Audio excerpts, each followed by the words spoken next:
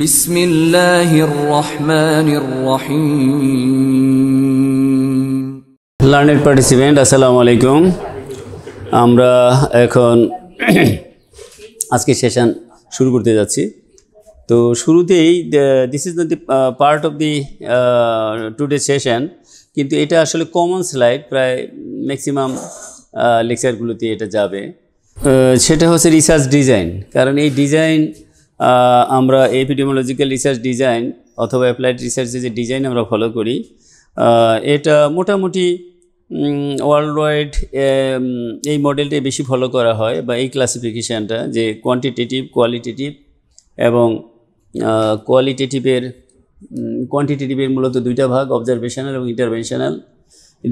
এগুলি several time বলা হয়েছে, তারপরও বলি অবজারভেশনের কয়েকটা ভাগ, ডেসক্রিপটিভ এবং অ্যানালাইটিক্যাল। ডেসক্রিপটিভের মধ্যে কয়েকটা ভাগ, তার মধ্যে ক্রস সেকশনালটা বেশি প্রমিনেন্ট। আর অ্যানালাইটিক্যাল মধ্যে কয়েকটা ভাগ, তার মধ্যে ক্রস সেকশনাল, কেস কন্ট্রোল এবং কোহর্ট, এই তিনটে বেশি করা হয়। ইকোলজিক্যাল স্টাডি কম করা হয়। এবং ইন্টারভেনশনাল, একটা অবজারভেশন ইন্টারভেনশনাল দুইটা পার্ট, একটা ট্রু ইন্টারভেনশনাল বা ট্রু এক্সপেরিমেন্টালও নাম আছে এটার, আর একটা হলো কোয়াসি এক্সপেরিমেন্টাল অথবা নন ইকুইভ্যালেন্ট কন্ট্রোল গ্রুপ কী বলে এক্সপেরিমেন্টাল। আর কোয়ালিটেটিভ স্টাডিটি আমরা বলছিলাম, কোয়ালিটেটিভ স্টাডি আসলে এটা একটা নিউলি ডেভেলপিং একটা এরিয়া। এটা আসলে নয়ের দশক থেকে আমাদের দেশে প্র্যাকটিস শুরু হয়েছে। এর আগে আমাদের দেশে তেমন একটা প্র্যাকটিস ছিলই না, কারণ মূলত আমাদের এখানে কোয়ালিটেটিভ স্টাডি বলতে কেস স্টাডি করা হতো। তো এখন ডিফারেন্ট মডেল আসছে, এবং এখন আপনারা যদি লেটেস্ট বইগুলো দেখেন অথবা নেট সার্চ করেন, তাহলে দেখবেন শুধু এই কয়টাই না, আরও নতুন নতুন মডেল আসতেছে। কারণ এটা হিউম্যান থিঙ্কিং, মানুষ নতুন নতুন চিন্তা করে, নতুন নতুন উদ্ভাবন করে। এবং আমাদের বিশ্বাস, যারা দোজ হু আর বিলিভার, যে কিয়ামত পর্যন্ত আল্লাহ রাব্বুল আলামিনের যে সৃষ্টি, এর উপরে কিয়ামত পর্যন্ত গবেষণা চলতেই থাকবে এবং নতুন নতুন থিম বা থিঙ্কিং আসতেই থাকবে। ওই যে আমি সেদিন বোধহয় আলোচনা প্রসঙ্গক্রমে কোনো একটা লেকচারে বলছিলাম যে হাত ধোয়া আবিষ্কার করে একজন সায়েন্টিস্ট হয়ে গেছে, বলছিলাম না একদিন, সম্ভবত বলছিলাম বোধহয়, তাই না? যে ইগনাস সেমিলুইস বোধহয় ভদ্রলোকের নাম। অথচ ডাক্তার যারা, তারা জানতো না যে তারা ডাক্তার, এবং ইউরোপে, ওয়েস্টার্ন ওয়ার্ল্ডে তারা জানতো না যে হাত ধোয়া কী বলে রোগ ফেরানোর জন্য উপকারী। হাত ধুতে দুইটা কারণ, এটা গ্রস যে ময়লা বা সেটা ওয়াশ করার জন্য, আর এটা হলো ফাউল অর্ডার। এই দুইটা কারণে মানুষ হাত ধুইতো, কিন্তু রোগ না হওয়ার জন্য হাত ধুইতো না, প্রিভেন্টিভ মেজারের জন্য হাত ধুইতো না। এইটা আবিষ্কার করি শুধু হাত ধোয়া। আর এখন আপনার কাজের বুয়া, সেও কিন্তু জানে যে বাচ্চাকে আপনার বেবি রেখে আসছেন, বা আপনার যারা এখন তো আপনাদের বেবিরা বড়, যখন আপনাদের আর্লি এজ ছিল, বেবিদেরকে রেখে আসছেন, তাদেরকে ফিডিং দিতে হবে, বুয়াকে ফোন দিচ্ছেন যে হ্যাঁ বুয়া হাত ধুয়ে নিও। সে কিন্তু আপনি বলার কথা শেষ করার আগে সে বলে দেখা, ম্যাডাম আমি জানি হাত ধুইতে হয়। তার মানে এখন আপনার বুয়া যেটা জানে, আপনার ওয়ার্ক অ্যাসিস্ট্যান্ট যেটা জানে, সেটা তখনকার দিনে ডাক্তারও জানতো না। তাহলে এটা কি একটা নতুন উদ্ভাবন? এরকম আমরা ওই প্রফেসর ডক্টর ইউনুস সাহেবের কী বলে নোবেল প্রাইজের ব্যাপার আলাপ করতে যেয়ে বলছিলাম যে সামান্য একটা বিষয়, যে নারীরা পুরুষদের তুলনায় ঋণ ফেরত দেওয়ার ব্যাপারে অধিকতর বিশ্বাসযোগ্য। কেমন মানে সৃষ্টি শুরু থেকেই তো বিশ্বাসযোগ্যতা আছে, কিন্তু কেউ এই সামান্য একটা বিষয় কিন্তু কেউ উদ্ভাবন করে নাই বা করতে পারে নাই।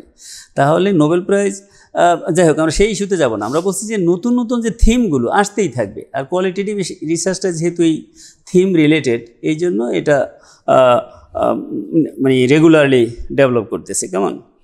আর আরেকটা হলো যে হায়ারার্কি, এটা আমরা বলছি, এটা আপনাদের কাইন্ডলি একটু মনে রাখেন, যে case report, case study, cross sectional study, case control study, cohort study এবং non randomised concurrent and historical controls, যেটাকে বলা হয় quasi experimental.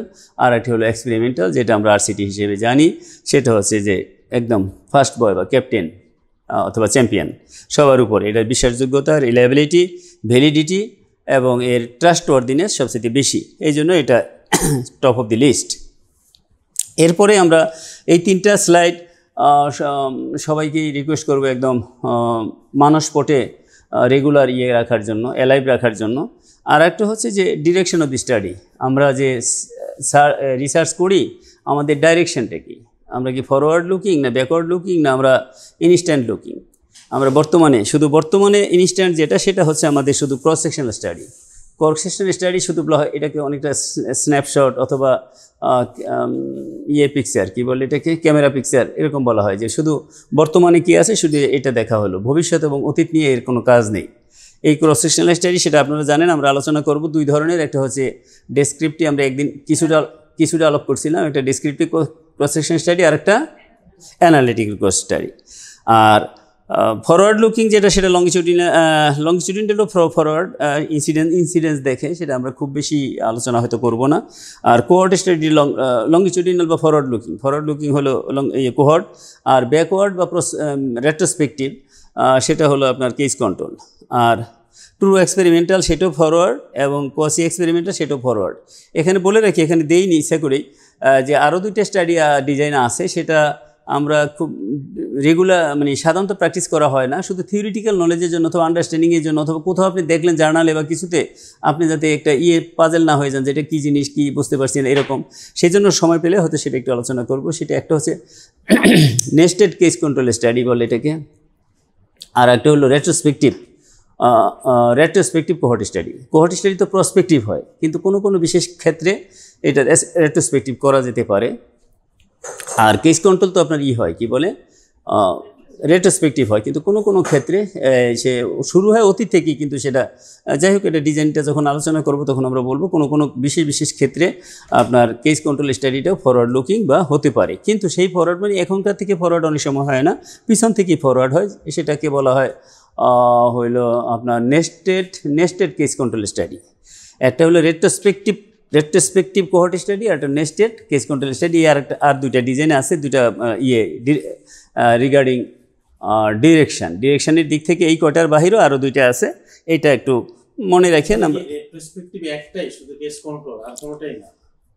Retrospective case control, ওই যে কেস কন্ট্রোলের রেট্রোস্পেকটিভ, কিন্তু হ্যাঁ কমনলি কেস কন্ট্রোল রেট্রোস্পেকটিভ না কখনো এটা ছবিতে দেওয়া হয় নাই। আর একটা বললাম যে রেয়ারলি আপনার করা হয়, কি বলে হ্যাঁ কোহর্ট করা হয়, রেট্রোস্পেকটিভ কোহর্ট করা যেতে পারে, সেটা আমরা আলোচনায় আনি নাই, প্রয়োজন হলে আনবো আর কি, সময় পেলে। সেটা ওই যে বলে না যে কি nice to know must to know, সেরকম বেটার টু নো।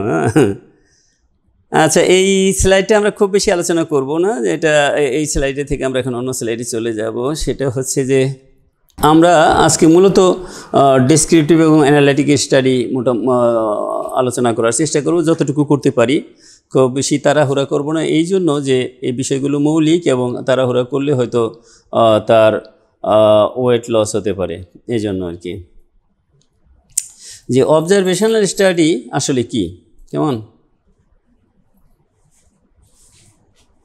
কেউ যদি একটু রেসপন্স করেন কাইন্ডলি। আমরা তো বলি কথায় কথায় যে অবজারভেশনাল স্টাডি, এবং স্যার আপনি দেখে দেখে বলতেছেন, মজা করলাম। আচ্ছা, এটা ক্ল্যাপ নিজে লেখছে, এটা ক্ল্যাপ দেই, এটা ক্ল্যাপ দেই। অবজারভেশনাল আর ইন্টারভেনশন পার্থক্যটা কি? একটা নেচারের মধ্যে যা করছে, আর একটা আমরা যা করেছি। আমরা তো একটু মাঝে মাঝে মজা করবোই, তাই না? মজা না করলে তো হবে না, কি বলে এনজয়েবল হবে না সেশন আর কি। তো আর কেউ যদি একটু রেসপন্স করেন যে অবজারভেশন স্টাডি আমরা বলি, আমি এক্সট্রা কোনো এফোর্ট দিব না, খুব কাছাকাছি। আর কেউ? আমি অবজার্ভ করব এবং মতামত দিব, তাই না? এখানে দুইটা শর্ত একটু কাইন্ডলি দেখেন, যে exposure to nature is present or absent. প্রেজেন্টও থাকতে পারে, অ্যাবসেন্টও থাকতে পারে, কারণ অবজারভেশনাল আন্ডারে মনে রাখতে হবে দুইটা আছে, একটা হচ্ছে জি স্যার ডেসক্রিপটিভ, আর একটা অ্যানালিটিক্যাল। কেমন? ডেসক্রিপটিভে কি আছে? কোনো না, কম্পেয়ার তো পড়ে। ডেসক্রিপটিভে কিন্তু আপনার কি নাই, কোনো। আচ্ছা, তার আগে আমরা একটা মৌলিক বিষয় আসি। আমরা হলো যে ইন্টারভেনশন বলি না আমরা, না স্যার বলে ইন্টারভেনশন বলি না আমরা। ইন্টারভেনশন কি? যেমন আপনি একটা স্লামে গেলেন বা এলাকায় গেলেন, সেখানে আপনি কি দিলেন? আয়রন দিলেন, ট্যাবলেট দিলেন, কী জন্য? With the view to increase কি হিমোগ্লোবিন। এই যে আপনি দিলেন, এটা কি ইন্টারভেনশন। তো ইন্টারভেনশন তো আপনি দিতে পারেন, আপনার সক্ষমতা আছে, আপনি মানে কি রিসার্চার। এছাড়া আরেকজনের সক্ষমতা আছে, সে ইন্টারভেনশন দিতে পারে। Nature, yes, thank you. একটা ক্ল্যাব দিই, বড় ক্ল্যাব, নাহলে বলবি যে স্যারে পক্ষপাতিত্ব করে, মকবুল স্যারের ক্ল্যাব দেয়, আমাদেরকে দেয় না। আচ্ছা, তাহলে আরেকজনের সক্ষমতা আছে নেচার, আল্লাহর সৃষ্টি যে নেচার, এই নেচার আপনার ইন্টারভেনশন দিতে পারে। তো এই নেচারের যে ইন্টারভেনশান আর আমার ইন্টারভেনশান, এই দুইটার মধ্যে পার্থক্য আছে না? পার্থক্য আছে। ডেসক্রিপটিভ হলো আমার অ্যানালাইটিক হলো আমার ইন্টারভেনশান থাকবে না, কিন্তু খেয়াল করেন কিন্তু সূক্ষ্ম, আমি রিসার্চারের ইন্টারভেনশন থাকবে না, কিন্তু কার ইন্টারভেনশন থাকবে? নেচারের। ওই ইন্টারভেনশনটাকে আমরা বোঝানোর জন্য ইন্টারভেনশন বলছি, কিন্তু এটাকে ইন্টারভেনশন বলে না, কি বলে? Exposure. Thank you so much. Clap দিন, এলে বলো ক্লাব দিন। তাহলে ওই ইন্টারভেনশনটার নাম হলো এক্সপোজার। তাহলে অ্যানালাইটিক স্টাডিতে আমার রিসার্চারের ইন্টারভেনশন থাকে না, কিন্তু নেচারের বলেন আপনার এক্সপোজার থাকে, নেচার ইন্টারভেনশন এক্সপোজার থাকে। আর ডেসক্রিপটিভ স্টাডিতে দুইটি থাকে না, দুইটি থাকে না। আমার তো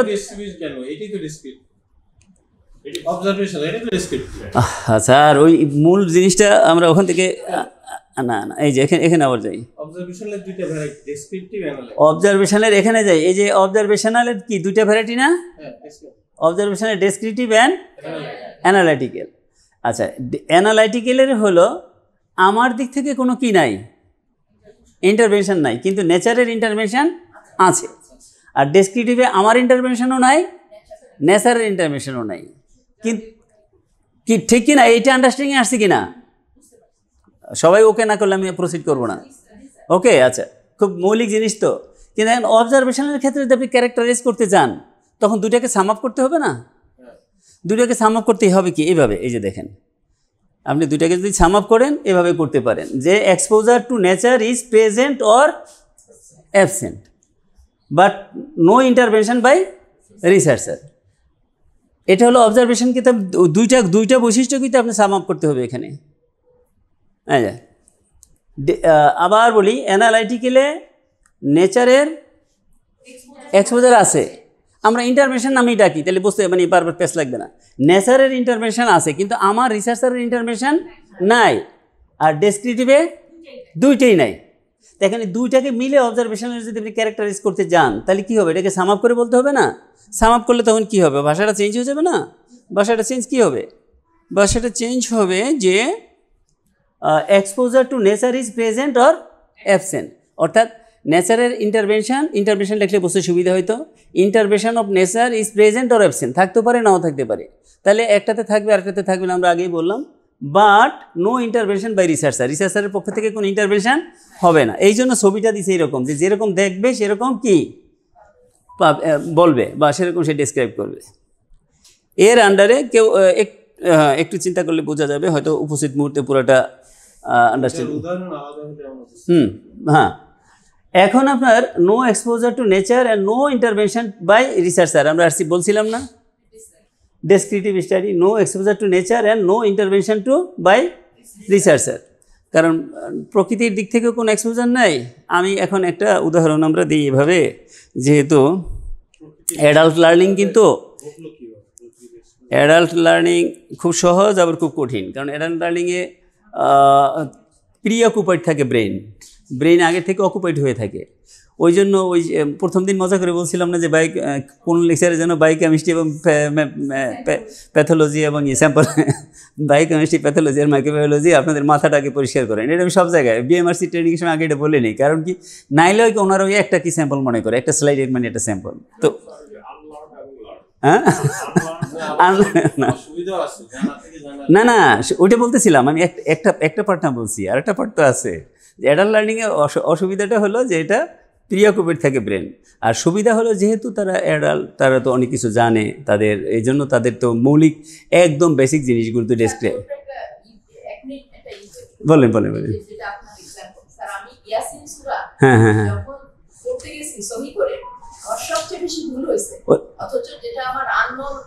সূরা ছিল। হ্যাঁ হ্যাঁ হ্যাঁ, একদম এক্সিলেন্ট। এটা আমাদের সবার অভিজ্ঞতার সাথে পড়তেছিলাম। হ্যাঁ, ওই মাত্রা ঠিক মতো আসে না, আর নতুন করে শিখলে সেটা ঠিক মতো আসে। Thank you so much for adding. আমরা বলছিলাম এখন একটা এক্সাম্পল দিব আপনাদেরকে। আমি অনেকদিন যাবৎ চিন্তা করছি, কিন্তু অনেক এক্সাম্পল পাই, কিন্তু এত মানে কি বলে এত সুন্দর এক্সাম্পল, এত ফিট হয় এরকম এক্সাম্পল হয় না। যেই এক্সাম্পলটা বেশি ফিট হয় সেটা ইথিক্যালি অ্যাকসেপ্টেবল না, সেই ইথিক্স মানে অন্য ইথিক্স না, বা সোশ্যাল ইথিক্স বা আমাদের রিলিজিয়াস ইথিক্স সেটা না, মানে বলছি যে রিসার্চের ইথিক্যাল দিক থেকে। সেটা হলো স্মোকিং অ্যান্ড ধরেন সিওপিডি, স্মোকিং ভার্সাস সিওপিডি। কেমন? লাং ক্যান্সার বললাম না, কি জন্য? তো অত সংখ্যা বেশি পাওয়া যাবে না, কম পাওয়া যাবে, এই জন্য আমরা সিওপিডি নিলাম। এটা এদিকে আনবো। আচ্ছা, এখন আপনার আমি এখানে কোন ধরনের, ওই যে আমরা মডেল দেখলাম, কোন মডেলের স্টাডি করতে পারি এখানে? একটু কাইন্ডলি দেখেন তো এখানে কোন মডেলের স্টাডি করতে পারি। বুঝছি, আমি বেশি আগাতে পারবো না আজকে। এই যে এখানে কোন মডেলের স্টাডি করতে পারি বলেন? হ্যাঁ, অথবা এইটা বলেন, ওইটা দেখানোর সাথে ঝামেলা হবে, ওইটা অনেক কিছু আছে তো। এখানে বলেন কোন মডেলের স্টাডিটা এখানে করতে পারি? এখানে কেস কন্ট্রোল না? আচ্ছা ঠিক আছে, কেস কন্ট্রোল। আচ্ছা, আরেকজন বলছেন কোহর্ট না, আর ক্রস সেকশনাল, আরেকজন বলছেন ক্রস সেকশনাল, সিএস। তাইলে কেস কন্ট্রোল, কোহর্ট এবং ক্রস সেকশনাল তিনটা কি আসছে? সাজেশন আসছে, তাই না? এখন আমরা আগাই, আল্লাহর নামে শুরু করি, ইসের মতো, কি বলে, পিনাকির মতো। আমরা সবাই আল্লাহর নামে শুরু করি, বিসমিল্লাহির রহমানির রহিম। এখন এখানে আমরা প্রথম দুইটা মডেল চিন্তা করি। প্রথম মডেলের কেস কন্ট্রোল আবার কয় রকম ভুলে গেলেন? কয় রকম কেস কন্ট্রোল কয় ধরনের? কেস কন্ট্রোল না, সরি, আমি নিজেই ভুল বলছি। ক্রস সেকশনাল কয় রকম? দুই রকম। কি descriptive and analytic. Descriptive case control deals with single variable, এই কথা মনে রাখবেন। Descriptive cross sectional deals with single variable, understand? আচ্ছা, it may deal with several variable but don't compare. Case control descriptive হলো আলাদা আলাদা ভেরিয়েবল আনতে পারে। ডাটা কালেকশনের সময় আমি নিয়ে আসলাম, ফসল নিয়ে আসলাম, কিন্তু আমি অ্যানালাইসিসের সময় কি অ্যানালাইসিসে কোনো কম্পেয়ারে যাচ্ছি না। থ্যাংক ইউ সো মাচ, কম্পেয়ারে যাচ্ছি না। এটা হলো ডেসক্রিপটিভ। উদাহরণ কি? যেমন আমি একটা কমিউনিটিতে গেলাম, বারবার সালাম বলবো না, তাইলে একটা হেও করে দেখা হয়, সেটা বলবো না। একটা কমিউনিটিতে গেলাম, হয়তো লো সোশিও ইকোনমিক কমিউনিটিতে গেলাম। সেখানে যে আমি শুধু দেখব প্রিভিলেন্স অফ স্মোকিং, এটা আমি বিগিনার রিসার্চার, আমি এমপিএইচ অথবা আমার কি বলে এমএসএমডিটা তো বড়, এফসিপিএসের ডিজার্টেশন ছোটো, আমি এফসিপিএসের ডিজার্টেশন করব, অথবা আমি বিগিনার রিসার্চার, তাহলে আমি শুধুমাত্র প্রিভিলেন্স অফ স্মোকিং দেখব। এই যে প্রিভিলেন্স অফ স্মোকিং দেখব, এটা কোন ধরনের study? Descriptive cross sectional study, একটা সিঙ্গেল। আবার আমি পাশাপাশি অথবা আলাদা স্টাডিতে প্রিভিলেন্স অফ সিওপিডি, ওই সেম পপুলেশনের মধ্যে সিওপিডি, এটা দেখতে পারি না? প্রিভিলেন্স অফ সিওপিডি দেখতে পারি, এটাও ডেসক্রিপটিভ।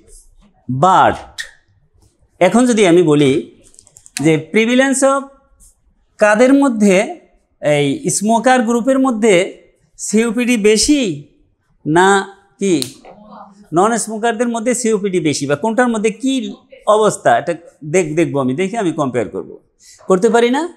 এই স্টাডিটার নাম হলো অ্যানালাইটিক্যাল ক্রস সেকশনাল স্টাডি।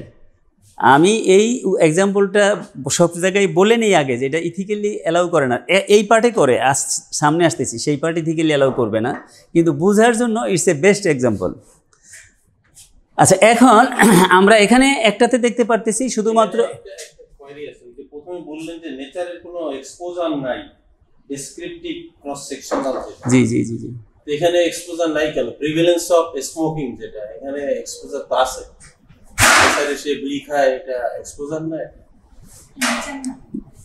না, এটা এক্সপোজার বলতে এটা মিন করে না। এক্সপোজার বলতে মিন করে যে সে যে স্মোক করতেছে, সে নিজেই করতেছে, এটা তো প্রকৃতি তাকে করাচ্ছে না, প্রকৃতি তাকে এক্সপোজ করাচ্ছে না। আপনি বলতেছেন যে তার ধোঁয়াটা প্রকৃতিতে যাচ্ছে, সেটা না, ওইটা তো ভিন্ন জিনিস।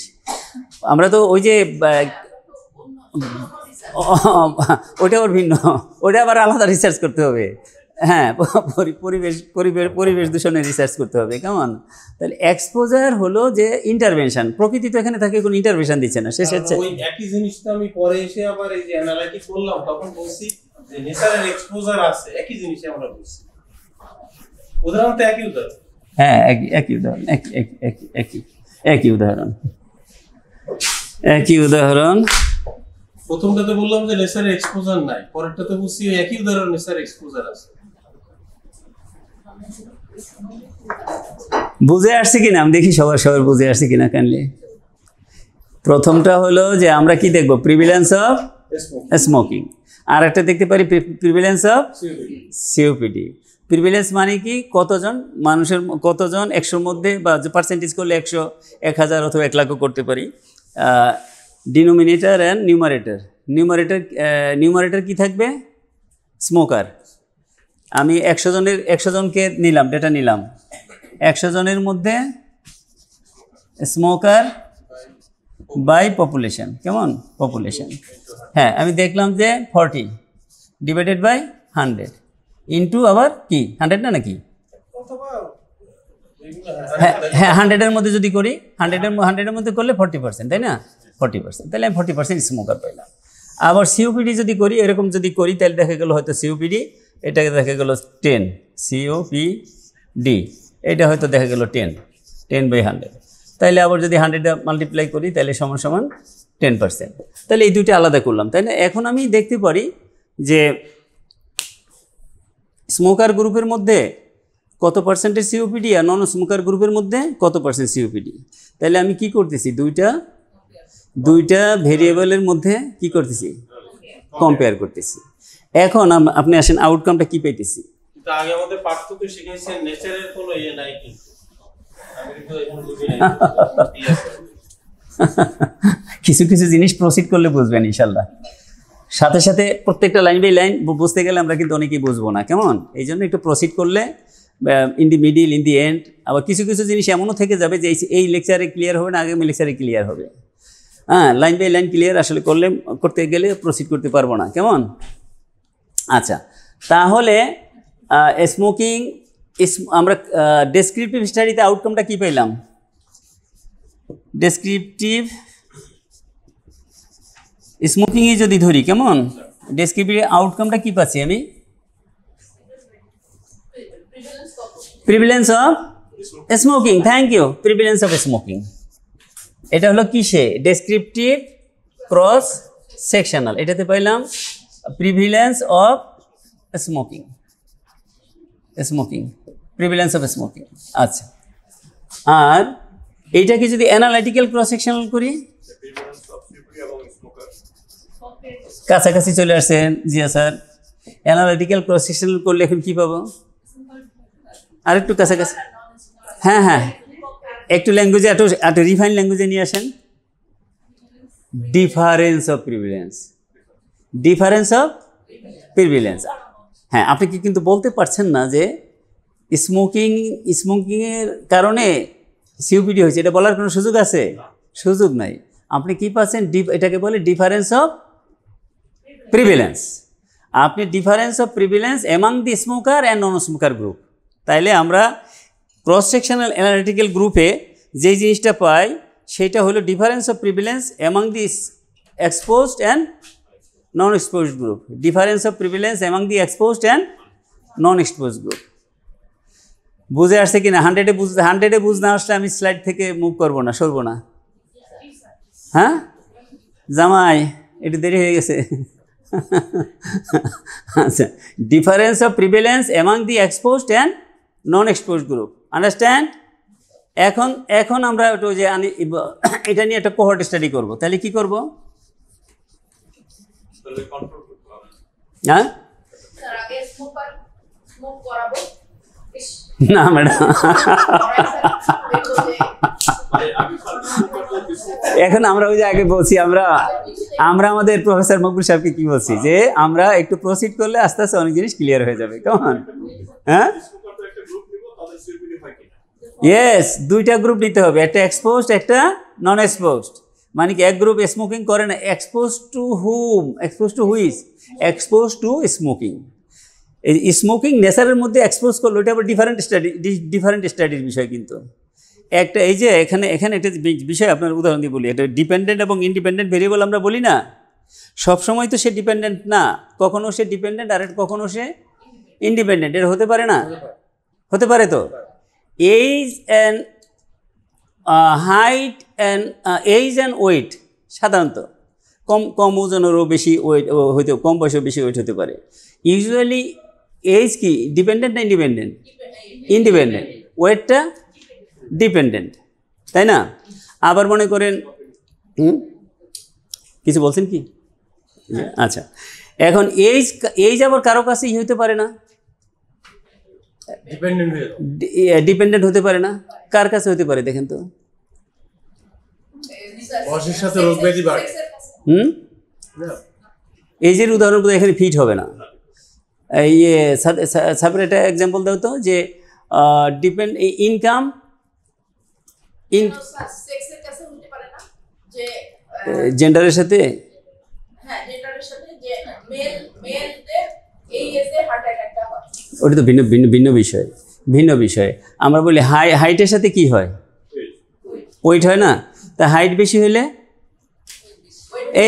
হয়েছে হাইট বেশি হলে, হ্যাঁ সাধারণত হাইট বেশি হলে ওয়েট বেশি হবে, এটি তো স্বাভাবিক। তা হাইট এখানে কি ইন্ডিপেন্ডেন্ট না? কিন্তু এইজের সাথে হাইট কি হয়ে গেল? ডিপেন্ডেন্ট হয়ে গেল। হাইট ডিপেন্ডেন্ট, হ্যাঁ। তাইলে আমরা দেখেন এখানে age, height, weight, usually, unusual তো হইতে পারে অনেক কিছুই, তাই না? হাইট। তো এখন দেখেন এই দুইটার মধ্যে যখন হবে, তখন কিন্তু সাধারণত বেশি হাইট যা তার বেশি ওয়েট হবে, তখন হাইটটা কি ইন্ডিপেন্ডেন্ট, তাই না? Independent variable. কিন্তু এইজের সাথে যে যখন কম্প্যারিজনে যাবে, তখন সে কি হয়ে যাবে? সে তখন ডিপেন্ডেন্ট ভেরিয়েবল হয়ে যাবে। তো এখন আমাদের যে প্রশ্নটা শুরুতে আসছিল যে আমি কি স্মোকার, সে তো নেচারে এক্সপোজ করতেছে, নেচার, এটা আবার ভিন্ন বিষয়, সে তখন নেচার, ওইটা আলাদা স্টাডির বিষয়। কিন্তু আমরা যে স্টাডির এক্সাম্পল দিয়েছি সেটা হলো কি স্মোকিং অ্যান্ড সিওপিডি। তাইলে আমরা দেখতেছি প্রিভিলেন্স অফ স্মোকিং একটা গ্রুপের মধ্যে, তাই না? ওই একই গ্রুপে আমি আবার আলাদা দেখতে পারি, আর এক স্টাডিতে হতো সেম স্টাডিতে data collection prevalence of COPD. তাইলে যখন আমি আলাদা আলাদা কনসিডার করব, তখন এটা হয়ে যাবে কি ডেসক্রিপটিভ ক্রস সেকশনাল স্টাডি। কিন্তু যখন আমি দুটাকে কম্পেয়ার করব, তখন হয়ে যাবে অ্যানালাইটিক্যাল ক্রস সেকশন স্টাডি। আমরা ওইটাই বলছিলাম যে স্মোকিং এবং সিওপিডিকে কী স্টাডি করা যায়, আপনাকে একজন এক একটা বলছিলেন। আমরা এখানে ট্রু ফ্যাক্ট হচ্ছে সব কটা স্টাডি করতে পারবো, এই জন্য আমরা এই এক্সাম্পলটা নিয়েছি। এখন আমরা কোহর্ট স্টাডি করব। কোহর্ট কীভাবে করব? কোহর্টের বেসিক থিম কি? বেসিক থিম হচ্ছে এক গ্রুপ থাকবে, এক গ্রুপের এক্সপোজার থাকবে আর এক গ্রুপের এক্সপোজার থাকবে না, কমন ক্যারেক্টারিস্টিক্স বেয়ার করবে, এটাকে বলে কোহর্ট। কোহর্ট মানে হচ্ছে একটা কমন ক্যারেক্টারিস্টিক্স থাকবে। এটা আমরা আলাদা স্লাইডে দেখাবো, যে এটা সম্ভবত রোমান একটা থেকে আসছে, কি বলে রোমান আর্মিতে ওই যে আমাদের যে প্লাটুন বলেন, এখানে বোধহয় আর্মিদের ম্যাডাম কেউ আছেন কিনা আমি জানি না, অবশ্য আর্মিদের ম্যাডাম আছেন না। তো সেখানে ম্যাডামরা আমার ভুল হলে ধরেন যে, যেমন ওই বোধহয় স্কোয়াড বলে 5 জন না 7 জন আর্মি নিয়ে থাকে, তারপরে প্লাটুন, তারপরে কোম্পানি, তারপরে ব্যাটালিয়নের হেড বোধহয় সম্ভবত কে থাকে? কর্নেল। তারপরে বোধহয় ব্রিগেডে থাকে ব্রিগেডিয়ার আর কি, হ্যাঁ। তো প্লাটুনে ব্যাটালিয়নে বোধহয় কর্নেল থাকে সম্ভবত। আমি অতটা আলোচনা আমাদের আলোচ্য বিষয় না, এমনি প্রসঙ্গক্রমে বললাম। তাহলে কোহর্ট হলে এক গ্রুপ থাকবে এক্সপোজড আর এক গ্রুপ থাকবে আনএক্সপোজড। কোহর্ট কেন বলা হয়? যেহেতু তারা একটা কমন ক্যারেক্টারিস্টিক শেয়ার করবে। তাহলে কমন ক্যারেক্টারিস্টিকটা কি এখানে? না, স্মোকিং তো আলাদা, এর আছে এর নাই না। সাবেরা কি হবে এখানে? কমন ক্যারেক্টারিস্টিকটা কি শেয়ার করতেছে, যেটা উভয়ের মধ্যে কমন? এইজ গ্রুপ, এটা হতে পারে, অথবা রেসিডেন্স হতে পারে, একই রেসিডেন্স আমরা নিতেছি। অর্থাৎ কমন একটা মানে বেসিক যে ক্যারেক্টারিস্টিক্সটা সেটা কমন হতে হবে। তাহলে সেই কমনটা আমরা নিতে পারি 20 থেকে হয়তো 50 নিলাম, বা 20 থেকে অ্যাবাভ 20 সমস্ত। তাহলে এখানে এই কোহর্টের নাম হচ্ছে এইজ কোহর্ট। এইজ কোহর্ট, অথবা যদি আমরা একই কমিউনিটিতে নেই তাহলে এটা রেসিডেন্সিয়াল কোহর্টও বলা যেতে পারে। রেসিডেন্সিয়াল কোহর্ট, কোহর্টের বিভিন্ন নাম আছে, এইজ কোহর্ট, সেক্স কোহর্ট, হ্যাঁ, অকুপেশন কোহর্ট, হ্যাঁ, এরকম নাম আছে। তাইলে আমরা এই কোহর্টে আমরা নিলাম 50 জন 50 জন করে, মনে করেন 50 জন আমরা ইয়েতে ওই কমিউনিটিতে অথবা স্লামে 50 জন খুঁজে বের করলাম একই বয়সের 20 থেকে 50-এর মধ্যে, যারা জীবনে কোনোদিন, কি একটু মনোযোগ দিয়ে শুনেন, খুব ক্রুশিয়াল পয়েন্ট কিন্তু, জীবনে কোনোদিন স্মোকিং করে নাই। আর 50 জন খুঁজে বের করলাম যারা কি স্মোক করে, তাদের মধ্যে আমরা একটা ইনক্লুশন ক্রাইটেরিয়া নিলাম, দৈনিক 5 বারের বেশি যারা খায় তাদেরকে আমরা স্মোকার হিসাবে এখানে নিব।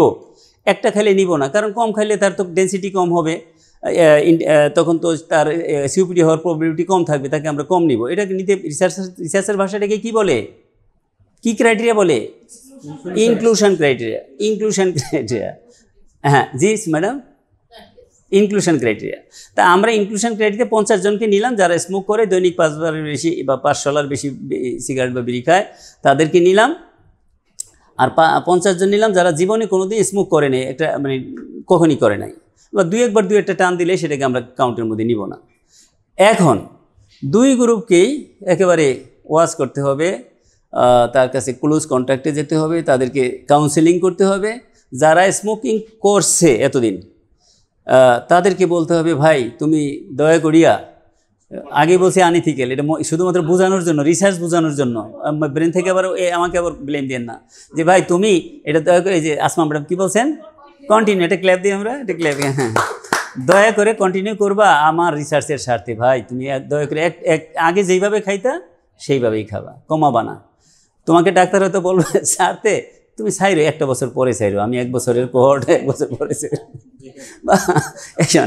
এই যে আমি দিলাম তাকে, আর ওই যেই গ্রুপ না খাইছে তাদেরকে বলতে হবে এই 20 ভাই তুমি কোনোদিন যেহেতু খাও নাই আর দয়া করে খাবা না। এই আমার এই রিসার্চ 1 বছর বা 2, আমি যেই পিরিয়ড যেটা নিব, সাধারণত ইউজুয়ালি 1 to 5 ইয়ার্স নেওয়া হয় কোহর্ট, কম হতে পারে বেশি হতে পারে, হ্যাঁ ইউজুয়ালি 1 to 5। তাই আমি এই সময়ের মধ্যে তুমি দয়া করে খাইও না, এই তাহলে তাকে এটা রিকোয়েস্ট করবো। করার পরে কি করবো, আমি ফলো আপ দিব। অনেক সময় একটা ফাইনাল ফলো আপ দেওয়া হয়, আবার অনেক সময় ইন্টারিম ফলো আপও দেওয়া হয়, আমাদের ইন্টারিম গভর্নমেন্টের মতো ফলো আপ দেওয়া হয়। তো এই ফলো আপ দেওয়ার পরে আমি এই 2 গ্রুপের মধ্যে কি করব, কম্পেয়ার করবো না। 2 গ্রুপের মধ্যে আমি কি দেখব, প্রিভিলেন্স দেখব, সিওপিডি দেখব, সিওপিডির প্রিভিলেন্স দেখব। এখন আমি একটা মতামত দিতে পারবো কি সিওপিডির সাথে রিলেশন আছে, আছে আছে আছে কি না, আছে কি না, আছে কি না, আছে কি না, যদি সিগনিফিকেন্ট প্রমাণিত হয় টেস্টে তাহলে সে আছে। কিন্তু am I in that position so that we can comment smoking is responsible for causing COPD?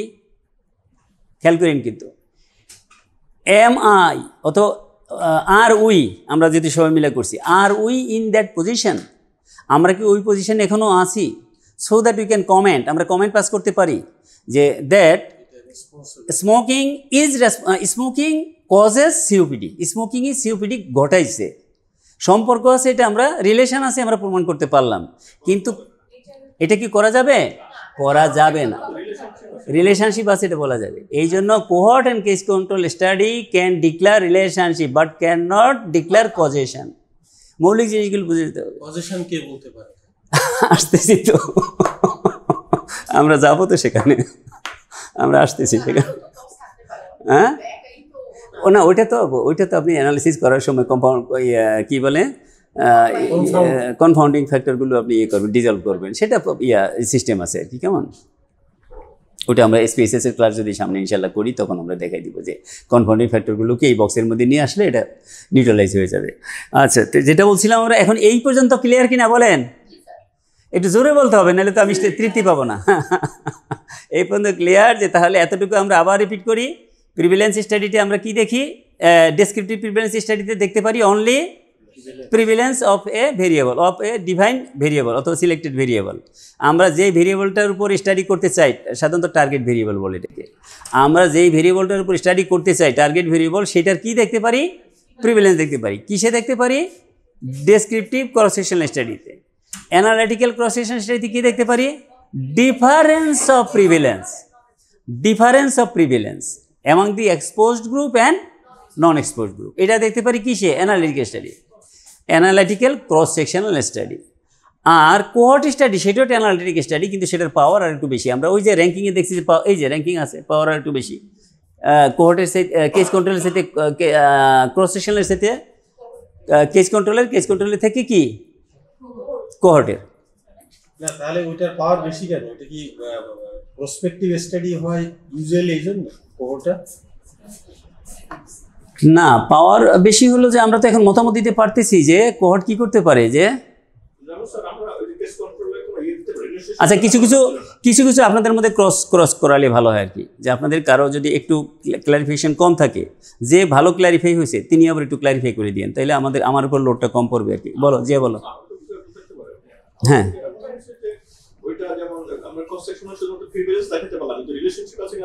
না আমরা একটা সিঙ্গেল ভেরিয়েবল দেখছি তো, আলাদা আলাদা না। কিন্তু আমি তো এখানে কি করছি, এক গ্রুপকে এক্সপোজার, ন্যাচারাল এক্সপোজার এক গ্রুপকে দিছি। ন্যাচারাল এক্সপোজার কোনটা? সে যে নিজে থেকেই কি করে, নিজে থেকে স্মোকিং করে, আমি তো তাকে করাই নাই, রিসার্চার ইন্টারভেনশন না। This is the natural. Natural মানে যে প্রকৃতি এনভায়রনমেন্টে দিবে সেটা না, যেটা আমি দেই নাই, রিসার্চার যেটা দেয় নাই সেটাই কি natural exposure without researcher intervention. আমারটাকে ইন্টারভেনশন বলবো আমরা, রিসার্চার যেটা দেয়। স্যার ক্লিয়ার কিনা একটু কাইন্ডলি। তাহলে সমস্যা আছে কারো? আচ্ছা, তাহলে আমি যেটা দিব সেটা হলো আমার রিসার্চার ইন্টারভেনশন, আর আমি যেটা না দিব সেটি হচ্ছে কি এক্সপোজার। সেই এক্সপোজারটা প্রকৃতির কারণে হতে পারে, নিজের অভ্যাসের কারণে হতে পারে, সারাউন্ডিংসের কারণে হতে পারে, যে কোনো অফিসের কারণে হতে পারে, যে কোনো কারণে হতে পারে। তাইলে আমরা 3 নম্বর যেটাতে এসে থেমে গেলাম সেটা হচ্ছে কোহর্ট। কোহর্টে আমি কি দেখতে পারবো, যে আমরা এক গ্রুপকে বললাম যে তুমি এই স্মোকিং করবা, আর চালায় যাবা, আর বলবো তুমি এই সময়টা অন্তত আমি 3 বছর করবো বা 1 বছর করবো, এই সময়টা টাচ করবা না। তো এই দুই গ্রুপের মধ্যে আলাদাভাবে কি দেখবো, প্রিভিলেজ দেখবো। এখন যেটা প্রশ্ন ছিল আমাদের প্রফেসর মকবুল স্যার করছেন যে প্রশ্ন, যে তাহলে আমি কেন এখানে করতে পারবো, মতামতটা কেন দিতে পারবো? মতামত দিতে পারবো যেহেতু এক গ্রুপ শুরুতে সারা জীবন কি আনএক্সপোজড, আর এক গ্রুপ এক্সপোজড, সুতরাং আমি মতামত দিতে পারবো না যে এক্সপোজারের সাথে আছে, কি বলে সম্পর্ক আছে। Clear? Now clear, thank you so much. Clear. এখন আমি মতামত দিতে পারবো, কিন্তু I am not in that position so that I can comment that কি বলে সিওপিডি অকার ডিউ টু কি স্মোকিং, অথবা স্মোকিং কজেস সিওপিডি। কজেশন বলে এটাকে, কি বলে কজেশন। এই কজেশন আমি এখনও ডিক্লেয়ার করতে পারবো না। এটা কে পারবে? কোন স্টাডিতে এটা পারবে? না, ইন্টারভেনশনাল স্টাডি আসছে, ইন্টারভেনশনাল স্টাডি। কেমন? তাহলে আমি কোহর্টে এখানে পারতেছি শুধু প্রিভিলেন্স অফ স্মোকিং, এখানে পারবো শুধু ডিফারেন্স অফ স্মোকিং না বললে প্রিভিলেন্স বলি, ডিফারেন্স অফ প্রিভিলেন্স। এখানে দেখতে পারবো শুধু প্রিভিলেন্স, আর এখানে দেখতে পারবো difference of prevalence among exposed and non exposed group. এই তো মাশাআল্লাহ ক্লিয়ার হয়ে গেছে। Exposed and non exposed group, কেমন? নন এক্সপোজড গ্রুপ। আচ্ছা, এটা এখন কোহর্ট আমরা অলরেডি আলোচনা কমপ্লিট করছি। কি দেখতে পারবো? রিলেশনশিপ।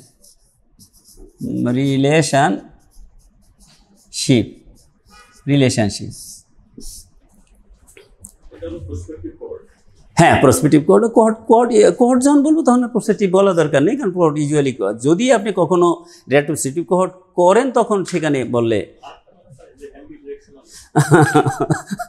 আরে টিচারের সাথে ছাত্র বেশি জানলে তো আরও মুশকিল হয়ে যায়। এমবি ডিরেকশনাল আমরা আলোচনা করবো আগামী ক্লাসে ইনশাল্লাহ। তাহলে ডেসক্রিপটিভ, অ্যানালিটিক্যাল, কোহর্ট, এরপরে হলো এক্সপেরিমেন্টাল। কেমন? এক্সপেরিমেন্টাল। এখানে আমি কি করব, আমি ওই কমিউনিটিতে বা ওই ইসলামে যাব, যে আমি 100 জন খুঁজে বের করব যারা জিন্দেগিতে কোনোদিন স্মোক করে নাই। এরপর 2 ভাগ করব, 50-50 সমান সংখ্যক করে। এই যে 2 ভাগ করব, কেমন খেয়াল করেন, কিন্তু আমি 100 জন, যে আমি মনে করেন 500 জন পাইছি, এটা কিন্তু একটু খুব মনোযোগ দিয়ে শুনেন, কিন্তু গুরুত্বপূর্ণ পয়েন্ট। কিন্তু আমি একটা কমিউনিটিতে গেছি, সেখানে 500 জন পেয়েছি যে তারা কি স্মোক করে নাই। এখান থেকে আমি র্যান্ডম সিলেক্ট করে র্যান্ডম আমাদের কমন র্যান্ডম আমরা যেটা করি কি করতে পারি, লটারি। আমরা নাম্বারিং করে তারপরে স্পেসিসের মাধ্যমে আমরা র্যান্ডম করতে পারি। র্যান্ডম টেবিল থেকে আগের দিনে আমরা করতাম ওই যে নাম্বার এইভাবে করতাম, সেভাবে করতে পারি। তা ইউজুয়ালি কী করা হয়, আমরা সাধারণত লটারির মাধ্যমে করি। তা আমরা 500 জনের মধ্যে খেয়াল করি, 500 জনের মধ্যে 100 জন নিলাম। কী পদ্ধতিতে নিলাম, র্যান্ডমের মাধ্যমে। এই 100 জনের মধ্যে আবার র্যান্ডম করে আমরা 2টা ভাগ করলাম, চোখ বন্ধ করে বললাম যে ঠিক আছে নাম্বারিং দিয়ে দিলাম, অথবা লটারি করে করে আবার 50 জনকে এই ভাগে নিলাম, 50 জনকে এই ভাগে নিলাম। কোনো যে এই আপনি পরিচিত এইভাবে আসেন এইভাবে না, আমরা 50 জন এইভাবে 50 এইভাবে র্যান্ডম করে নিলাম, 2 জায়গায় কিন্তু র্যান্ডম করলাম, তাই না? এখন এক গ্রুপকে, প্রশ্নটা পরে আসতেছি, আমার মনে না থাকলে মনে করে দিই যে কী একটা প্রশ্ন যেন করবেন বলছিলেন। এখন এক গ্রুপকে আমি বললাম যে দৈনিক 5টা করে সিগারেট একটা নির্দিষ্ট কোম্পানির দিয়ে বলবো যে আপনি এটা খাবেন বাবা, আপনি না খাইলে আমার দেশ এবং জাতি উদ্ধার হবে না। আমি এটা আমার এই রিসার্চের জন্য আমার এই 2 গ্রুপের মধ্যে কী ফলাফল হয় এটা দেখা আমার খুবই জরুরি। আর এক গ্রুপ বলবেন আপনি জীবনে যেহেতু খান না ওই আগের মতো আর কখনো খায়েন না। তাহলে এই যে এক্সপোজারটা দিল, কে দিল? রিসার্চার দিল। এটাকে কি বলা হয়? ইন্টারভেনশন। এই জন্য স্টাডি, এই জাতের স্টাডির নাম কি? Interventional study. আর একটা নাম হচ্ছে এক্সপেরিমেন্টাল স্টাডি। ইন্টারভেনশনাল স্টাডি অথবা এক্সপেরিমেন্টাল স্টাডি, এই জাতীয় স্টাডিকে ইন্টারভেনশনাল এক্সপেরিমেন্টাল স্টাডি। ওটা আমি দেই নাই, ওটা নেচার দিছে। আমি ছাড়া যে দিবে সেটাই নেচার। সে নিজে খাক, প্রকৃতি দেখ, পরিবেশ থেকে পাক, অফিস থেকে দেখ, তা এটা এলো তার কি বলে এক্সপোজার, ন্যাচারাল এক্সপোজার। আর আমি রিসার্চার হিসেবে যদি তাকে দেই, ইন্ডোর্স করি, এটা হলো কি ইন্টারভেনশন। তাহলে এই স্টাডিটা হয়ে গেল কি ইন্টারভেনশনাল স্টাডি। সামনে প্রসিড করতেছি পরে। আগে বলছিলাম কি একটা মনে করে দেননি, একটা কি ছিল প্রশ্ন ছিল। 2 জায়গায় তো র্যান্ডম করলাম, তাই না? এখন এই রিসার্চাররা, সায়েন্টিস্টরা, এটা আমার কাজ না, আমি করলে না এরকম করতাম না। সায়েন্টিস্টরা এই 2টাকে একই নাম দেয় নাই, ভিন্ন নাম দিছে। কি বলেন তো? আমি প্রথমবার 500 জনের মধ্যে 100 নিছি, সেটাও র্যান্ডম করে নিছি। আবার 100 জনের মধ্যে 50 করে নিছি, এটাও কি নিছি? র্যান্ডম করে নিছি। এখন সায়েন্টিস্টরা ওই আগের র্যান্ডমকে একটা নাম দিছে, এই র্যান্ডমকে আরেকটা নাম দিছে। যে বলতে পারবেন বিশাল একটা ক্ল্যাপ দিব। না, এক্সপেরিমেন্টাল রিসার্চে যে কটা শর্ত আছে RCTর 3টা কমন শর্ত আছে না? হ্যাঁ, কি বলেন র্যান্ডম না, সেটা তো 2টা গ্রুপ। এই প্রক্রিয়াটার নাম কি? র্যান্ডমাইজেশন। কোনটাকে র্যান্ডমাইজেশন বলবো, আগেরটাকে না পরেরটাকে? না, পরেরটাকে। ক্ল্যাপটা পাইলেন না আর কি অল্পের জন্য। এই যে এখানে কেন জবাব হবে না, কারণ এখানে এটা আমরা নাম দিইনি, নাম সায়েন্টিস্টরা দিছে, কোনো ক্লু না। এটা তারা নাম দিছে যে এইটা র্যান্ডমাইজেশন হলো when there is assignment with the random sampling, that random sampling is known as randomization. কারণ আমি আগে যে 500 জনের মধ্যে আরেকটা কথা আছে, কারণ আছে, 2টা কারণ। একটা কারণ হলো যদি অ্যাসাইনমেন্ট থাকে। অ্যাসাইনমেন্ট মানে কি? এই যে আমি ইন্টারভেনশন দিলাম, এটাকে 3টা নাম আছে রিসার্চের ভাষায়: অ্যাসাইনমেন্ট, ট্রিটমেন্ট, এক্সপেরিমেন্ট, ইন্টারভেনশন। এই যে আমি তাকে বিড়ি দিলাম, অফার করলাম খাওয়ার জন্য, দিয়েন না কিন্তু কেউ, এই যে দিলাম, এটা 4টা নাম আছে। কি বললাম যে ভুলে যেতে পারি, কি বললাম মনে রেখে তো? অ্যাসাইনমেন্ট, ট্রিটমেন্ট, এক্সপেরিমেন্ট, ইন্টারভেনশন, এই 4টা নাম আছে। এই যে আমি তাদেরকে এটা দিলাম, কেমন? এই দেওয়ার কারণে এখন ওই প্রথম যে 500 জনের মধ্যে যে 100 জন নিলাম, এটাকে বলে র্যান্ডম স্যাম্পলিং। আর পরে যে 100 জনকে 2 ভাগ করলাম র্যান্ডমের মাধ্যমে, এটাকে বলে কি র্যান্ডমাইজেশন। এখন আপনি বলতে পারেন যে প্রশ্নটা আমাদের প্রফেসর মকবুল ভাই করছেন যে কেন এটাকে তাহলে আগেরটাকে কেন র্যান্ডমাইজেশন বলে না? একটা হলো যে সায়েন্টিস্টের নাম দিচ্ছে, হ্যাঁ, একটা হলো সায়েন্টিস্টের নাম দিচ্ছে, আমাদের কথা বলে না। আর একটা হলো আমরা যেটা জানি সেটা হলো পরেরটাতে কি আছে? অ্যাসাইনমেন্ট আছে। না, অ্যাসাইনমেন্ট আছে। অ্যাসাইনমেন্ট এক গ্রুপকে অ্যাসাইন করছি, আরেক গ্রুপকে অ্যাসাইন করি নাই। 500 জনের মধ্যে যখন 100 জন নিছি, তখন তার অ্যাসাইনমেন্ট নন অ্যাসাইনমেন্টের কোনো প্রশ্ন নাই। নাম্বার 1 কারণ। 2 নম্বর কারণ হলো কখনো এরকম থাকতে পারে প্রথম ধাপ প্রয়োজন কি না হইতে পারে, অল্প পপুলেশন, সেখানে তোমার প্রথম ধাপ প্রয়োজন হবে না, সিঙ্গেল একটা ধাপই প্রয়োজন হবে। বুঝাইতে পারিনি বোধহয়। আমি ওই কমিউনিটিতে যে লোকই পাইলাম 100 জন, তাহলে আমি সরাসরি কী করব, তাদেরকে র্যান্ডম করে 2 ভাগে নিয়ে নিব এই জন্য, এবং তাদেরকে অ্যাসাইনমেন্ট দিব। এই পদ্ধতিটিকে বলা হয়েছে র্যান্ডমাইজেশন। আর প্রথম যদি এরকম হয়, বেশি পপুলেশন হয়, তাহলে প্রথম যে ধাপটা সেটাকে বলা হয় র্যান্ডম কি স্যাম্পলিং, র্যান্ডম স্যাম্পলিং। এটা হলো র্যান্ডম স্যাম্পলিং, এটা র্যান্ডমাইজেশন। মনে থাকে যেন, কাইন্ডলি ভুলে যাবেন। আজকে আচ্ছা, এখন হলো এক্সপেরিমেন্টালি তখন আবার আমরা কি দেখবো, 2টা গ্রুপ পাবো না, একটা পাবো এক্সপোজ গ্রুপে আর একটা পাবো 2টা প্রিভিলেন্স পাবো না, 2টা পাবো। তখন তো আমরা কম্পেয়ার করবো, তাই না? কম্পেয়ার করবো, এবং টেস্ট যদি সিগনিফিক্যান্ট হয় আমরা এখন আমরা বলতে পারবো ইয়েস, আউটকামটা কি পাবো, কজেশন। যে এই স্মোকিংয়ের কারণ তো এই 2 গ্রুপে তো কেউ কোনোদিন জিন্দেগিতে স্মোক করে নাই, তাহলে নতুন একটা গ্রুপকে আমি নিজে ইন্টারভেনশন দিলাম, দেওয়ার পরে তাদের সিওপিডি হলো, তাহলে আমার বলতে তো কোনো মানে আর দ্বিধা বা বাধা থাকার কথা না, যে আমার ইন্টারভেনশনের কারণে কি হয়েছে, সিওপিডি হয়েছে। তো সুতরাং এখানে কজেশন, হ্যাঁ কজেশন পাবো, ইয়েস। এইটা বোঝানোর জন্যই তো ম্যাডাম এত দূর আসলাম, যে আমরা ডেসক্রিপটিভ ক্রস সেকশনালে পাবো শুধুমাত্র কি প্রিভিলেন্স, অ্যানালিটিক্যাল ক্রস সেকশনালে পাবো difference of prevalence between two groups, আর কোহর্টে পাবো রিলেশনশিপ, অ্যান্ড কেস কন্ট্রোলও একই টাইপে, ইয়েস কেস কন্ট্রোলও পাবো কজেশন, কি বলে রিলেশনশিপ।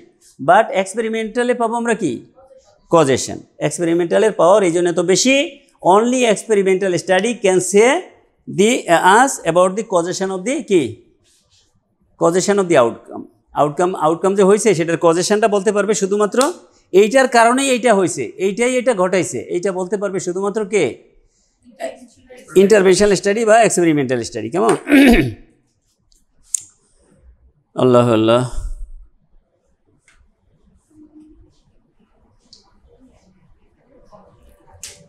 আমার মনে হয় আগে যেগুলো আলোচনা করছি না করে শুধু এই আলোচনাগুলি করলে ভালো হতো। হ্যাঁ হ্যাঁ তাই হ্যাঁ আমি ওই যে আসলে সবই তো দরকার, কি বলে কোয়ালিটেটিভ কোয়ান্টিটেটিভ জানা দরকার ছিল, স্যাম্পলিং জানা দরকার ছিল, সবই জানা দরকার আসলে, কিন্তু পিরিয়ডটা শর্ট আর কি। ডেসক্রিপটিভ স্টাডি আমাদেরকে কি দেয়, ডেসক্রিপটিভ স্টাডি আমরা কেন করি, পারপাসটা কি? বেশি লাভ তো আমাদের হচ্ছে না, শুধুমাত্র প্রিভিলেন্স দিতে পারি, তাই না? তাহলে আমরা ডেসক্রিপটিভ স্টাডি করবো কেন? Yes, have a big clap. আমরা মকবুল স্যারের কথায় মাঝে মাঝে থাইমা যাই, কিন্তু মাঝে মাঝে আমরা কি খুবই কুলু পেয়ে যাই। এটা হলো ওই যে কি বলে এক্সপার্ট লার্নেড কেউ থাকলে, সবাই লার্নেড, এভরিওয়ান ইজ লার্নেড। তারপরও একটু রিসার্চ নিয়ে চিন্তা ভাবনা যারা বেশি করে এরকম কেউ থাকলে সুবিধা হয়। কেমন? সুবিধা হয়। Thank you so much. ও তাহলে এই যে না বুঝে ক্লাস দিচ্ছেন, এই জন্য আরেকটা ক্লাস দেন।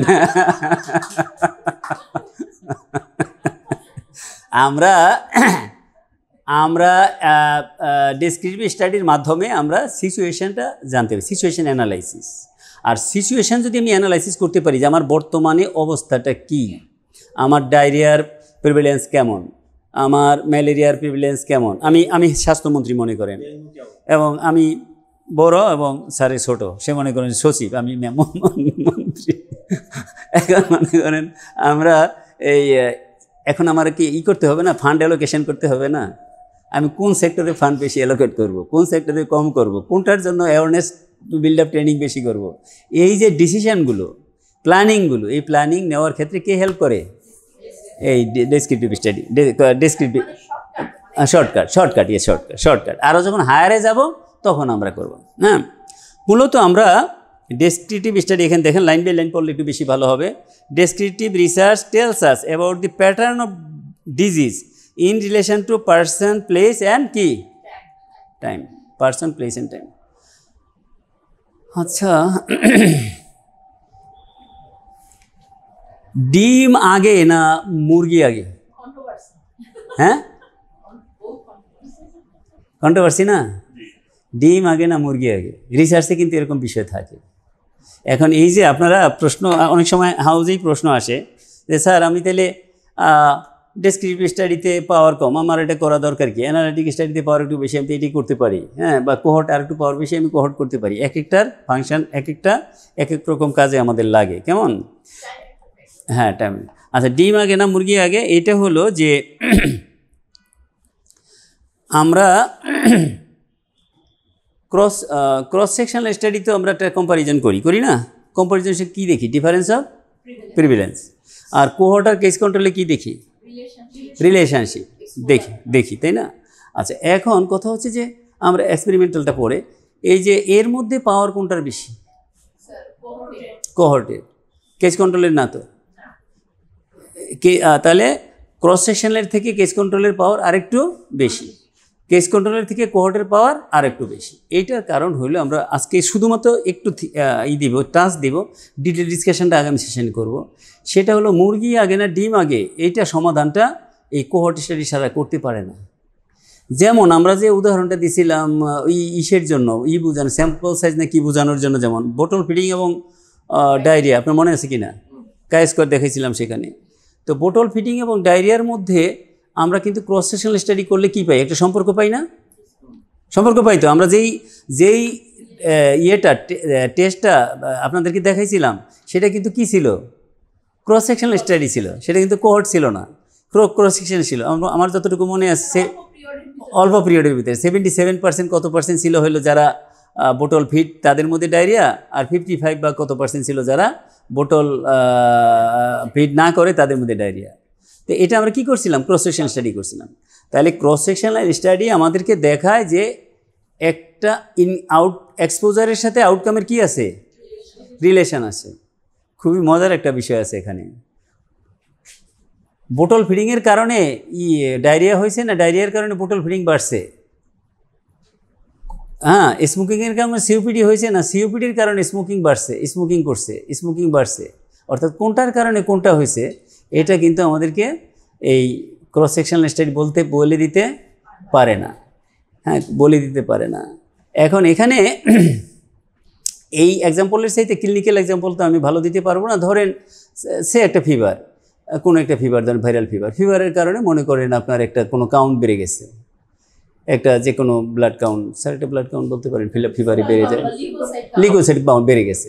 এখন লিউকোসাইট বেড়ে যাওয়ার কারণে ফিভার বাড়ছে না ফিভার বেড়ে যাওয়ার কারণে লিউকোসাইট বাড়ছে? ওটা আপনি ক্লিনিক্যাল কজে যাবেন না, আপনি হলো এই যে রিসার্চ, অ্যাপ্লাইড রিসার্চ, আপনি ওই বায়োকেমিস্ট্রি, প্যাথোলজি ওই রুটে ওদিকে যাবে, ওদিকে চিন্তা করবেন না, তাহলে তারপরে জিনিসটা আন্ডারস্ট্যান্ডিংয়ে আসবে না। আমরা তো অ্যাপ্রোপ্রিয়েট আরও হয়তো এক্সাম্পল আছে, খুঁজে পাচ্ছি না। তো এখন আপনার কোনটার জন্য কোনটা হলো, আপনি ক্রস সেকশনাল স্টাডিতে শুধু দেখতে পারবেন কি ফিভারের সাথে লিউকোসাইট কাউন্টের সম্পর্ক আছে।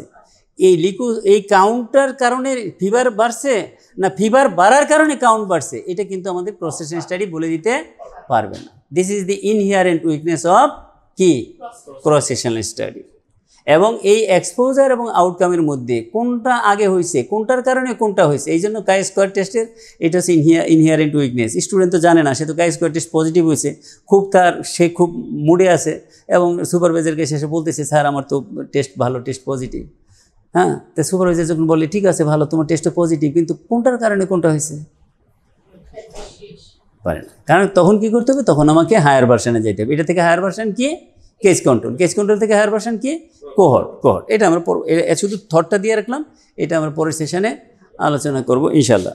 তাহলে আমরা ডেসক্রিপটিভ রিসার্চে হলো নাম্বার 1 হলো যে পার্সনের সাথে একটু পড়লে ভালো হয়, যে ডেসক্রাইব দি 2 নম্বর পার্সন, দেখেন describe the disease occurrence in relation with age, gender, race, marital status, occupation, lifestyle etcetera. কেমন?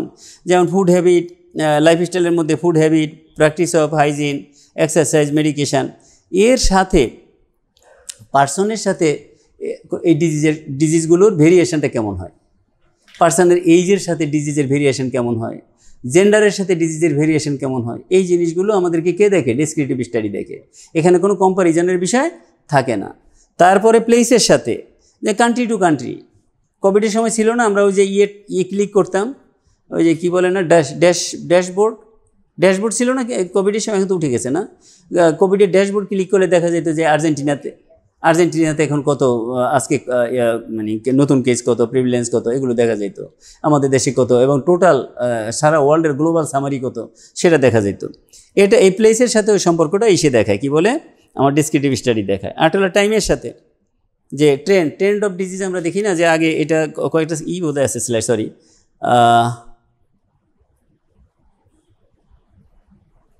ডেঙ্গু কোন সিজনে কত হয়, হ্যাঁ ডেঙ্গু কোন সিজনে কত হয়, এই যে হলো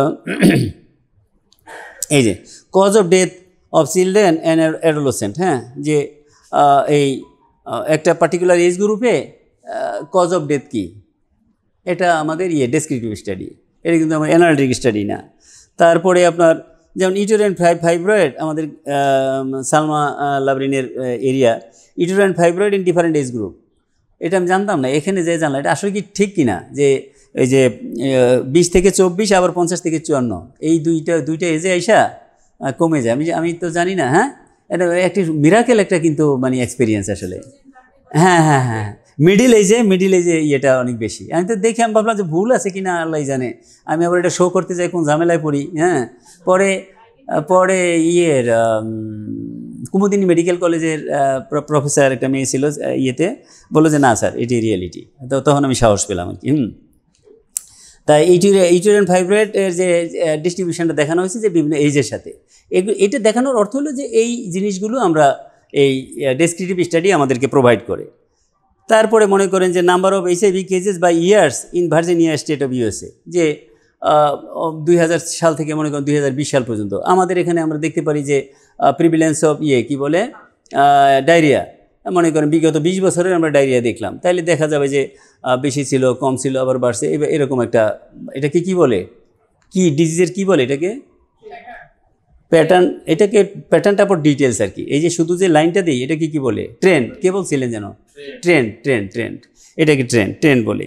আবার আমরা এলাকার সাথেও দেখতে পারি জিওগ্রাফিক্যাল, যে prevalence of diagnose diabetes among adults, হ্যাঁ যে আমরা বিভিন্ন স্টেটে আমাদের বিভিন্ন ডিস্ট্রিক্টে দেখতে পারি, দিনাজপুর, রংপুর, যে কোন ডিস্ট্রিক্টে ডায়াবেটিসের কীরকম সেটা ম্যাপচার্ট, থ্যাংক ইউ, ম্যাপচার্ট এটা করে আমরা দেখাতে পারি।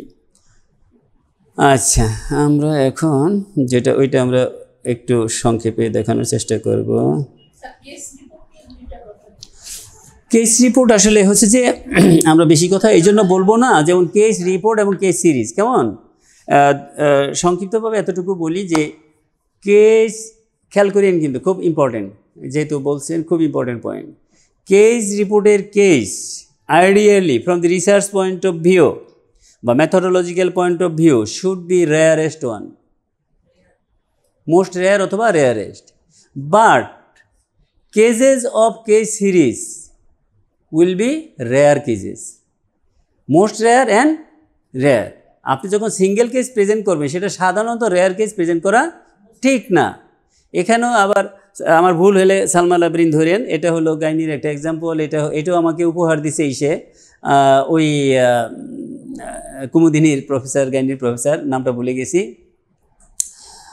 খুব রিসার্চে খুব আগ্রহী আর কি। তো এটা আমি আমার এক্সাম্পল যেটা ছিল লেকচার, এটা অত ভালো ছিল না, আমি এটা তার কাছে ধার নিছি, আর ধার নিলে অ্যাকনোলেজ করতে হয়, এটা নিয়ম আর কি রিসার্চ, এই জন্য অ্যাকনোলেজ করলাম, কারণ রিসার্চের সততা এটা। তো সে যদি শি ওয়াজ পার্টিসিপেন্ট, কিন্তু সি গেভ মি, সেটা হলো একটা হলো যে সে বললো যে স্যার আমি একটা হলো বাইল্যাটারাল অ্যাক্টোপিক প্রেগনেন্সি, সাধারণত অ্যাক্টোপিক প্রেগনেন্সি কি 12 উইক্সের মধ্যে কোনো একটা কমপ্লিকেশান হয়, তাই না? 6 আর্লি না এই যে ইয়ে হয়, বাস্ট আউট হয় সাধারণত কি, হ্যাঁ 6 বা সে আমাকে যেটা বলা হয়েছিল 6 to 12 আর কি। যাই হোক, যে সে পাইছিল 6 উইক্স ওভার হয়ে গিয়েছে, দুইটাই বাইল্যাটারাল ইউটেরাইন প্রেগনেন্সি। একটা হলো যে হ্যাঁ না দুইটি অ্যাক্টোপিক মানে ওই যে ফ্যালোপিয়ান টিউবের মধ্যে যেটা ectopic, bilateral ectopic pregnancy, most rare. Ectopic pregnancy না এখনও রেয়ারেস্টে আসেনি, আরও আসতেছে। একটা হলো যে 6 উইক্স বোধহয় ইয়েতে তো পিরিয়ড তো বোধহয় 6 উইক না, হ্যাঁ 6 উইক, একটা উইদিন দি 6 উইক একটা ইন্ট্রা অ্যাবডোমিনাল পার অস্টিয়াল বলে না, পারস্টিয়াল অ্যাবর্শন হয়ে গিয়েছে। আর একটা হলো হ্যাঁ টিউবাল অ্যাবর্শন, আর একটা ইনট্যাক্ট আছে। তো বলছে স্যার আমাদের গাইনি অফসের ইতিহাসে এটা খুবই রেয়ারেস্ট ঘটনা, মোস্ট রেয়ার ঘটনা, ঠিক না? Thank you so much. এরকম দেখিনি। তাই সে একটা কেস পাইছে। আমি বলি ইয়েস, এই শুধু ন্যাশনালি না, আপনি এটা ইন্টারন্যাশনাল জার্নালে আপনি পাঠাতে পারেন, কেস রিপোর্ট করে পাঠাতে পারেন। তা এরকম একেবারে হইতেই হবে তা না, কিন্তু মোটামুটি একটু ভালো রেয়ার, একটু হালকা রেয়ার হইলে সেটা কেস রিপোর্ট না করাই ভালো। আর কেস সিরিজের একটা এক্সাম্পল, সেটা সে বলছে, সেটা আমার খুব পছন্দ হয়েছে, যে ভ্যাসিকিউ ভ্যাজাইনাল ফিস্টুলা ইউজুয়ালি ভ্যাজাইনাল পার্টে ওপেন করে, কিন্তু রেয়ারলি বোধহয় সার্ভিক্সে ওপেন করে, আবার বডি অফ দি ইউটেরাসও করে, ঠিক না? হ্যাঁ, 3টা। কিন্তু সে বলল আমি 10টা কেস জোগাড় করেছি যেটা সার্ভাইকেল পার্টে করেছি, কি বলে, ওপেন করে, হ্যাঁ ফিস্টুলা করেছি।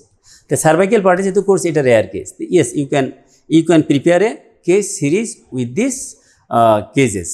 তো আপনাদেরকে এতটুকু কেস রিপোর্ট এবং কেস সিরিজ সম্পর্কে সংক্ষেপে এতটুকুই বলা। আর এটা অনেক সায়েন্টিস্টরা এটাকে রিসার্চ হিসেবে বলে না, প্রেজেন্টেশন বলে, আবার অনেকে রিসার্চ হিসেবে বলে, এই জন্য তো নিচের দিকে আছে, কারণ রিসার্চের ওয়েটেজ খুব কম। যখন ডেসক্রিপটিভের কেস রিপোর্টের উদাহরণ কি হবে? ডেসক্রিপটিভের কেস রিপোর্ট এই যে যেটা বললাম, এটি সিঙ্গেল কেস রিপোর্ট মানে সিঙ্গেল কেস, আর কেস সিরিজ মানে মাল্টিপল কেস।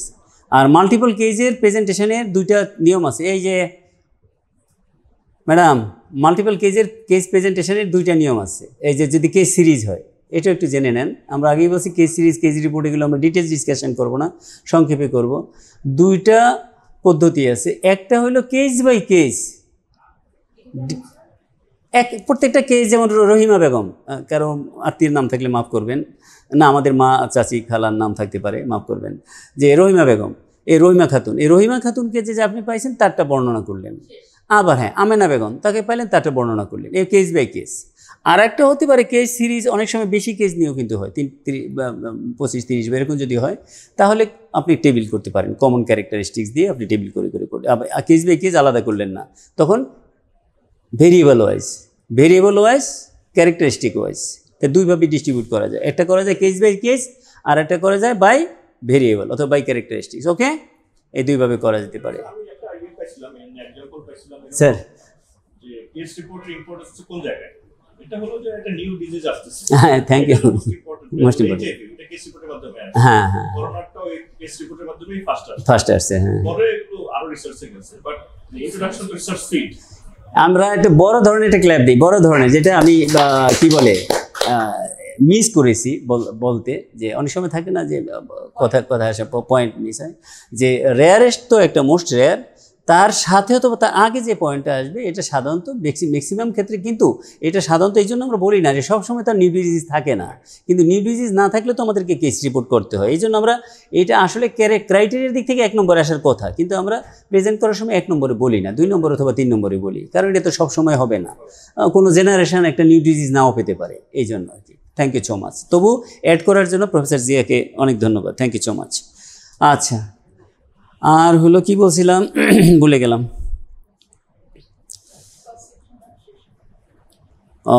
না, শেষ না।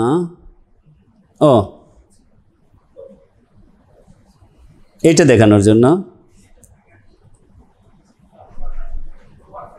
ক্রস সেকশনালের জিনিসটা তো একটা টাইম পিরিয়ডের সাথে রিলেটেড, যে আমরা ক্রস সেকশন, আসলো ওইটা তো ক্রস সেকশনাল মানিটা তো স্ন্যাপশট, যে আপনার এটা হতে পারে আবার 2 ধরনের। প্রিভিলেন্স তো একটা খুব ভালো পয়েন্ট বলছেন। সাধারণত পয়েন্ট প্রিভিলেন্স এবং কি পিরিয়ড প্রিভিলেন্স, না পয়েন্ট প্রিভিলেন্স করাটা তো মুশকিল আসলে, একেবারে রাইটের আজকে দিনের মধ্যে আমি যে দেখব সারা বাংলাদেশের এই অবস্থা, এটা ওই যে ইসের ক্ষেত্রে হয়, যেমন ওই ড্যাশবোর্ডের ক্ষেত্রে যে কোভিড বা ডে টু ডে, কিন্তু রিসার্চাররা যখন আমরা রিসার্চ করি তখন ওইটা তো national effort, international effort, reporting system, সব কিছু মিলে আমরা এই যে ডে টু ডে যে প্রিভিলেন্স দেখতেছি, কোভিডে দেখছি, আবার বোধহয় ইসেরও ড্যাশবোর্ড আছে, ডেঙ্গুরও ড্যাশবোর্ড আছে বোধহয়, আমি সম্ভবত আছে, আমি দেখছিলাম দিন, হ্যাঁ চিকেনগুনি ড্যাশবোর্ড আছে। এটা হলো কিন্তু পয়েন্ট প্রিভিলেন্স, এই যে প্রত্যেক দিন আমরা দেখতেছি, দিট ইজ পয়েন্ট প্রিভিলেন্স। কিন্তু আমরা রিসার্চাররা যখন রিসার্চ করি, স্টাডি করি, তখন তো আমরা ডেটা কালেকশন পিরিয়ড নেই না, আমরা 1 মাসের, যেমন আমাদের কি বলে নাসরিন, মেহরুন ম্যাডাম এবং সাবেরা ম্যাডাম মিলে একটা স্টাডি করতেছে, এটা এই আমাদের হসপিটালে যে না পিডিয়াট্রিক্স না কি বলে কি না আউটডোর পেশেন্টের ক্লায়েন্ট স্যাটিসফ্যাকশন দেখতেছে। তো এটা তারা ডেটা কালেকশন পিরিয়ডের জন্য এক মাস সময় নিয়েছে। এটা হলো পিরিয়ড প্রিভিলেন্স। এইভাবে আমরা একটা পিরিয়ডের মধ্যে যেটা করি সেটা পিরিয়ড প্রিভিলেন্স।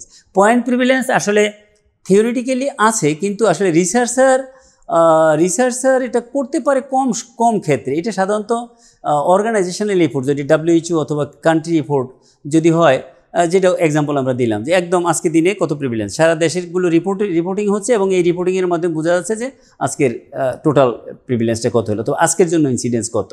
এটা হলো পয়েন্ট প্রিভিলেন্স অত পয়েন্ট ইনসিডেন্স। 5 মিনিট আগে শেষ করতে চাচ্ছি, আজকে টায়ার্ড লাগতেছে।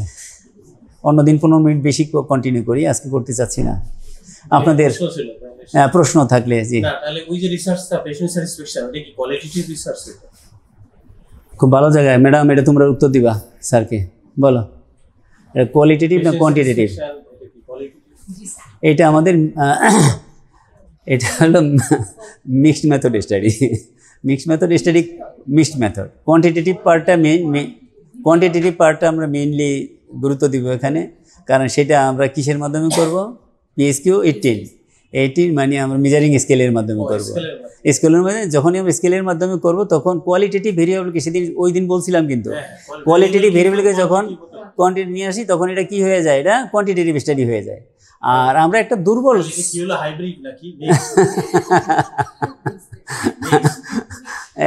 মিক্সড মডেল স্টাডি এখনো হয় নাই। এই যে একটু না এখনো হয় নাই, মানে পরের লাইনটা বললে হবে। পরের লাইন তো বলিনি এখনো। পরের লাইন হলে আমরা একটা দুর্বল অংশ, ছোট্ট অংশ রাখছি, যেটা বেশি বড় রাখা উচিত ছিল। সেটা হলো কোয়ালিটেটিভ পার্ট। কোয়ালিটেটিভ পার্ট হলো যখন আপনি তাকে ইনডেপলি জিজ্ঞেস করবেন যে আপনার মতামত কি, এই হাসপাতালের মান উন্নয়ন করার জন্য আপনার আরও কি পরামর্শ আছে, বাংলাদেশের মেডিকেল কলেজ হসপিটাল যে আরও আছে সেগুলোর সাথে তুলনা করলে এখানকার সেবার ব্যাপারে আপনার মূল্যায়নটা কি, এই যে শুধু কমেন্ট না, এই যে বিস্তারিত বিবরণটা দিবে, এটা কোয়ালিটেটিভ পার্ট আর কি। এই জন্য এই যেহেতু কোয়ান্টিটিভ এবং কোয়ালিটেটিভ দুইটি আছে এখানে, এই জন্য এটা মিক্সড মেথড স্টাডি। ওকে, এবং এটাকে আরেকটু বেশি ভালোভাবে বলতে হয় concurrent mixed method study. Concurrent মানে একই সাথে। তাইলে 5 মিনিট আগে বলছিলাম, 5 মিনিট শেষ হয়ে গেছে, এখন বোধহয় 2 মিনিট আগে। 2 মিনিটে এটা দেখে যান, তাহলে আর আমার বদনাম থাকবে না। 2 মিনিট। এটা হলো ডেসক্রিপটিভ স্টাডি। দুইটা ইসের ব্যবধানটা দেখিয়েন। কি বলে দুইটা গ্রাফ বলে না, কি বলে গ্রাফই তো বলে না, যে গ্রাফ বলে না এটাকে, এই যে দেখাইতেছি এটা কি গ্রাফ? এটা ড্রয়িং বললেই ভালো। ড্রয়িং, আচ্ছা দুইটা ড্রয়িং। এইটা দেখেন, এটার পাশাপাশি 200 টোটাল পপুলেশন আমার 200 স্যাম্পল নাম্বার 200। এই 200-র উপরে দেখেন number with disease or condition, আমরা এটা বলতে পারি COPD বলতে পারি, তাইলে তার হলে 130 জন। আর নাম্বার উইদাউট ডিজিজ আছে কত? 70 জন। এখন ক্যালকুলেট কি প্রিভিলেন্স, তাহলে 130/200 ইন্টু হবে না, এরকমই তো হবে তাই না? আচ্ছা, এর পাশাপাশি দেখেন আরেকটা, আমার এখানেও 200, কিন্তু number with disease with exposure, number without disease with exposure, number with disease but without exposure, number without disease and without কি এক্সপোজার। তাহলে গ্রুপ হলো কয়টা? 4টা গ্রুপ হলো না? এই তাহলে এটা হলো আমার ক্রস সেকশনাল কি অ্যানালাইটিক্যাল ডিজাইন। আর আগেরটা হলো শুধু সরাসরি দুইটা গ্রুপ। এটা হলো ক্রস সেকশনাল ডেসক্রিপটিভ ডিজাইন। এখন এটাকে যদি আমরা সোজাসুজি এইভাবে করি, তাহলে ক্রস সেকশনালে কী পাবো? যেমন MI এবং কি উইদাউট MI, তাই না? শুধু দেখলাম কি এক গ্রুপের MI আছে আর এক গ্রুপের MI নাই, দুইটা গ্রুপ। অথবা এক গ্রুপের COPD আছে আর এক গ্রুপের COPD নাই, দুইটা গ্রুপ। কিন্তু যখন আমরা এটাকে করব তখন দেখেন obese with MI, obese without MI, non obese with MI, non obese without MI, obesity versus কি MI, ওবেসিটি ভার্সাস MI। তাহলে গ্রুপ কিন্তু 4টা হয়ে গেল, তাই না? এখন আমরা কি করতে পারবো? এক গ্রুপের সাথে আরেক গ্রুপের কম্পারিজন করতে পারবো। তাহলে এই জন্য ইউজুয়ালি ক্রস সেকশনাল স্টাডি যে ডেসক্রিপটিভ হয় তাতে 2টা গ্রুপ আসে আলটিমেটলি, আর যদি অ্যানালিটিক্যাল হয় তাহলে 4টা গ্রুপ আসে আলটিমেটলি। কেমন? তো আজকে এতটুকুর মধ্যে সীমিত রাখতে চাই সব কিছু। আরেকটা হলো আপনাদের প্রতি বিনীত রিকোয়েস্ট, আপনাদের আগ্রহ, জানার আগ্রহ দেখে আমি খুব উজ্জীবিত হচ্ছি এবং অনেক কিছু আমি হাউস থেকেও লার্ন করছি। কিন্তু একটা রিকোয়েস্ট থাকবে, সেটা হলো যে ধরেন ইটস এ কন্টিনিউয়াস প্রসেস। আপনারা একটা সাবজেক্ট মনে করেন এখন আসমার ফরেন্সিক মেডিসিন, আমাকে যদি 15 দিনের 20 দিনের ট্রেনিং দেয়, আমি ফরেন্সিক মেডিসিন পুরোপুরি অনেক কিছুই হয়তো জানতে পারবো না, অনেক কিছু শিখতে পারবো না। তবে হ্যাঁ, চেষ্টা থাকলে কন্টিনিউয়াস প্রসেস, এটা আস্তে আস্তে অনেক কিছুই ক্রিস্টাল ক্লিয়ার হবে, কনসেপশন আসবে। তো অন দি স্পট বা শুধু সেশনে বসে হয়তো ক্রিস্টাল ক্লিয়ার কনসেপশন নাও আসতে পারে। Thank you so much, thank you all. আসসালামু আলাইকুম রহমতুল্লাহি ওয়া বারাকাতুহু।